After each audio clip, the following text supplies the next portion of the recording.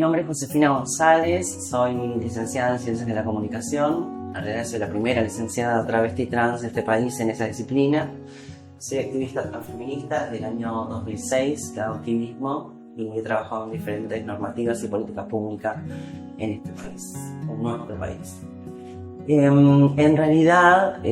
las primeras organizaciones de travestis trans surgieron allá por finales de los 80, en lo que se denominó la Mesa de Coordinadora de Travestis, que luego se conforma en lo que fue la primera organización más formal, que es ATRU, que es la Asociación de Travestis del Uruguay. Hoy se le denomina Asociación Trans del Uruguay. Y las principales reivindicaciones creo que fueron siempre las mismas. Si bien ellas participaron en lo que fue las primeras movilizaciones, en el año 1992 se dio la primera concentración en Plaza Libertad por parte de algunos grupos y organizaciones pioneras en este país que reivindicaban el derecho a la libertad sexual, el respeto, la no discriminación. Y en el año 1993 se dio la primera marcha en nuestro país en lo que tenía que ver con el colectivo que hoy denominamos LGBTIQ+. Quienes marcharon al frente, quienes encabezaron esa marcha fueron las personas travestis trans de ese entonces, algunas aún siguen vivas, y la consigna era: queremos libertad, respeto y dignidad. Tenía que ver con trabajar una plataforma política en el sentido de reivindicar las libertades sexuales, el respeto, la no discriminación. También dejar como de alguna manera explícito el hecho de que las personas travestis trans, sobre todo las mujeres travestis trans, en ese momento solamente tenían como único destino el ejercicio de la prostitución o trabajo sexual. Y eso derivó en una suerte de diferentes plataformas políticas que se fueron gestando por aquellos años en coordinación con otras organizaciones como Scorpio, como Somos, como otras,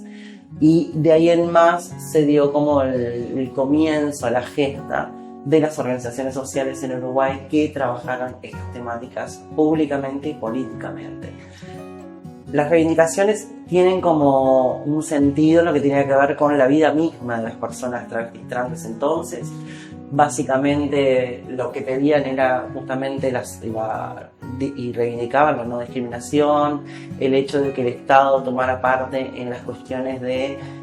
las privaciones de libertades que se hacían en aquel entonces por parte de la policía a través de lo que era el decreto de racias, que era un decreto que funcionó durante toda la dictadura cívico-militar de nuestro país, pero que en realidad se extendió a la democracia, porque recién fue derogado en el primer gobierno del Frente Amplio en el año 2005, fue derogado ese decreto. Y ese decreto lo que habilitaba era que la policía detuviera y llevara detenidas a las compañeras travestis trans por el solo hecho de estar en la calle, por el solo hecho de si estaban haciendo mandados se las llevaban, porque se presumía que todas eran trabajadoras sexuales. Entonces ese fue como el trabajo que se hizo principalmente en denunciar esas cuestiones, denunciar las privaciones de libertad arbitrarias por parte de la policía, además también de las situaciones de violencia que se daban en el ejercicio de la prostitución, sobre todo en la calle, y a lo cual se exponían un montón por aquellos años nuestras compañeras a todo tipo de violencias.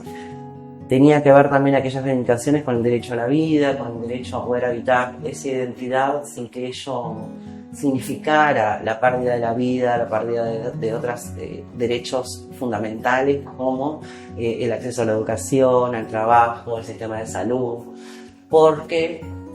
al darse esta situación de que el único destino posible del trabajo sexual, también había una cuestión de estigmatización sobre las identidades trans, es lo que tenía también que ver con el acceso a la salud integral, ¿no? Hoy en día, en esta actualidad, en este contexto político, social, regional, mundial que vivimos, las preocupaciones del movimiento o las organizaciones travestis trans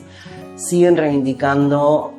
una suerte de cuestiones que tienen que ver y tienen un diálogo directo con lo que reivindicaban nuestras compañeras allá por los años 90,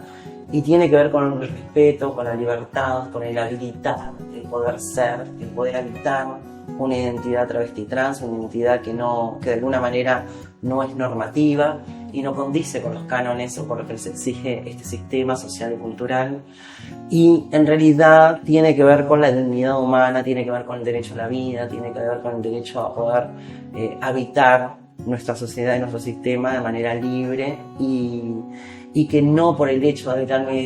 una identidad de género disidente o que no condice con la norma establecida, que por ello no nos cueste la vida, ni el trabajo, ni la salud, ni la educación, ni la vivienda, y un sinfín de otros derechos humanos fundamentales. Y en realidad va un poco por ese camino que tiene que ver con poder habitar este mundo, habitar este sistema de manera libre, de manera igualitaria, y de alguna manera también cuestionar determinadas normas que se nos imponen desde muy pequeñas y que no hacen otra cosa más que oprimir o significan muchas veces, tiene que ver con el sufrimiento de las personas. Cuando se impone algo de manera obligatoria, considero que las identidades travestis trans lo que arrojan sobre eso es luz y sobre todo cuestionarnos y decirle a este sistema que no necesariamente nuestro destino es nuestra genitalidad, sino que existen un sinfín de otras posibilidades que hacen al ser humano, que hacen a las personas, y que eso no debería de ser motivo ni de burla, ni de discriminación, ni de violencias, ni mucho menos de expulsión.